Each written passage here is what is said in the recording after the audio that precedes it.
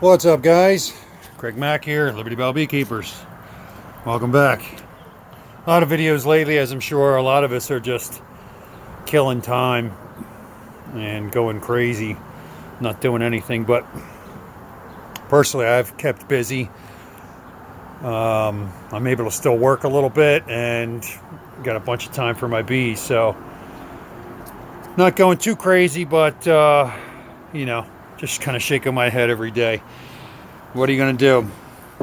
So, today I'm just out in the bee yard checking traps. Earlier this morning, found a cool bee tree. Well, not a bee tree, but a potential bee tree. And just taking care of some stuff around the bee yard. Had a couple nice days, really nice days. A lot of swarms in the area. Now we've got a couple of days of this kind of cooler, a little bit rainy and cloudy kind of temperatures. And then it looks like next weekend, same thing, a couple of nice days. And we've had this pattern, it seems, for the last several weeks. And every time we come off of those few rainy days, the next couple nice days have been swarms, nothing but swarms. My first one was the 28th of March, and it was the same thing that week. It was cold, rainy. I think it was a Friday. The skies cleared up. The sun came out. It was in the low 60s, and I had a swarm in a trap in those 2 days. So I actually picked them up on the third day when it was raining. Didn't think there was anything in there. And sure enough, I opened the box, and there they were. So anyway, apart from that, some of the other bee work that I'm doing is splits. Did a bunch of splits this week on all my survivor colonies. I ended up doing, I have 19 splits as of right now. I had 19 colonies alive as of last week, and I made splits from most of them. I think 7 of them I didn't make splits from, but one of the splits from my bee deck, I split 4 ways, so I was able to come away with 19 splits, most of which are here on the bee deck, and most of which are in these 2-frame mini nucs. Now, this is not a new idea. It's not my idea. I actually picked it up from watching David at Barnyard Bees. He runs a big nuke yard. He uses these 2 frames with a lot of success, and for me, it seemed pretty reasonable to do so as well. These are a 2-frame deep body.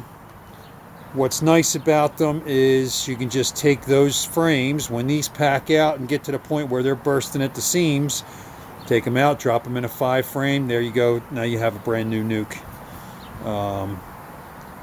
Name of the game when it comes to sustainability is keeping queens and colonies on hand all the time. These little 2 frames do a nice job of doing quick, easy walk-away splits or queen cell splits. It's more woodenware. It's more boxes, but in my opinion, it's really, really easy. Last year, I think I made up 10 of these. Didn't even use all 10. This year, I made another 10. And I got pretty much every single one that I got, I think with the exception of 2,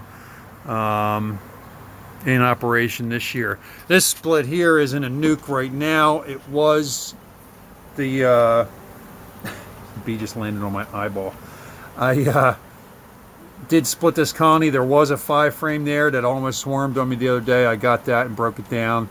And I did initially do this as a 2-frame split as well, but there were just way, way, way too many bees, and the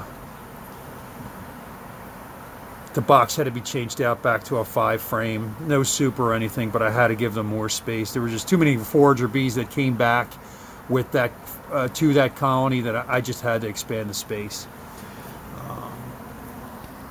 But yeah, once again, these little 2 frames, and I've been working with these round entrances, and I think I kind of like them. The bees seem to do real well with that little round entrance. A lot of the other ones I have that I built last year, I built with a landing board and a full wide open entrance, but I don't know. It just was another step for me, adding the screen and cutting that, when I could just drill a 1-inch hole into these, and the bees seem to do just fine with it. They seem to, either way they do well, but this way was just drilling a hole was just easier. Call it laziness, call it whatever. It was just for my ease. Once again, I do love these 2-frame splits. I'm really happy to be getting as many in use this year as I am. With all these, I basically took a good, healthy, heavy frame of everything: pollen, honey, eggs, and brood, capped brood, and dropped it in.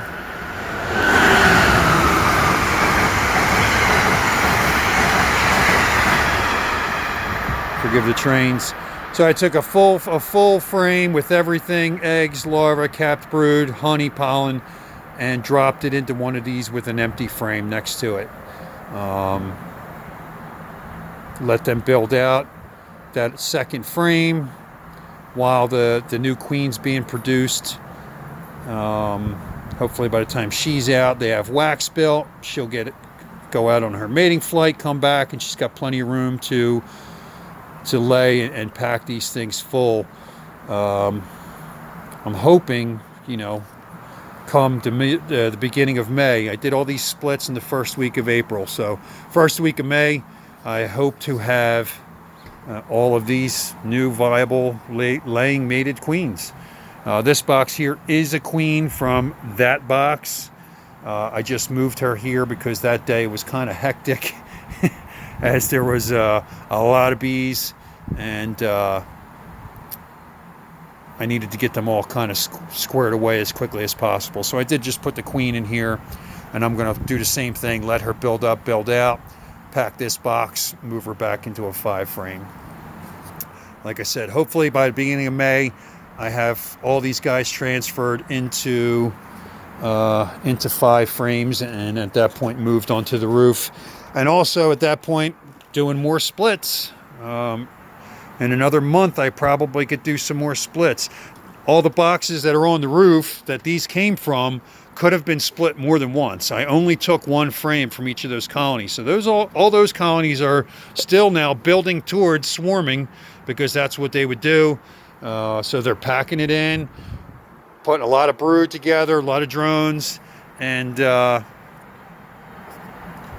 with any luck, I'll be able to do another round of splits in a week or two from those, which, some of them have queen cells and queen cups. So, I like to let them get close to swarming, let them build those cups and queen cells, and then split them, take that queen and leave behind a cell, and split those cells up if I can. It's just maximizing numbers, getting as many as you can. And doing those splits is said to help with, mite control and those kind of things. If you're interested in that, there's more literature you can read about that and more videos you can watch.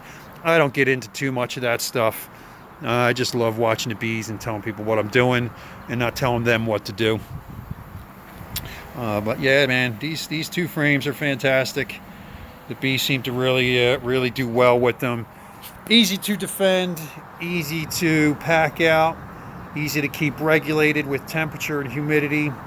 For me, they worked out great last year. I had great increases from nothing to 30, which I was pretty proud of, along with swarms and cutouts. This year I'm focusing on also catching swarms. I'll do some cutouts if I get the opportunity. Although with the current climate, that's a little bit tricky. But splits are where it's at for me. Having 20 colonies or 19 colonies come through winter, overwintered in 5-frame setups, I'm thrilled. I'm absolutely thrilled with how everything turned out. That was it for today. It's a beautiful day. Got a little bit of bad weather coming in, but all my bee work is done for right now, so I'm happy. Keep having fun with your bees. Keep getting out there and catching swarms. Keep getting those freebies. Actually, there's something else I wanted to touch on. Somebody was working on one of the treatment-free beekeepers page on Facebook. there was a guy who caught a swarm yesterday off a fence post on somebody's deck, and the question was asked, how do you find out about these swarms? The answer is you let people know you're a beekeeper. You can make calls to your local exterminators. You can make calls to property management offices. That's another big one. Apartment buildings and residential properties and condo associations, all those things. It's a great resource to have. Luckily, I have a friend who's an exterminator who gives me calls whenever they come across honeybees, as well as meeting new beekeepers and talking to new beekeepers and sharing. That's a big part of what we do as beekeepers, is helping each other out with questions, problems, concerns, all that stuff. So get out there and get it done. Make it happen, man. It's not hard to do this. Just takes a little bit of planning. Do your research. Jump in cautiously and with a plan. Jump in head first, cautiously and with a plan. And you'll learn a lot along the way, and you'll probably have some great success.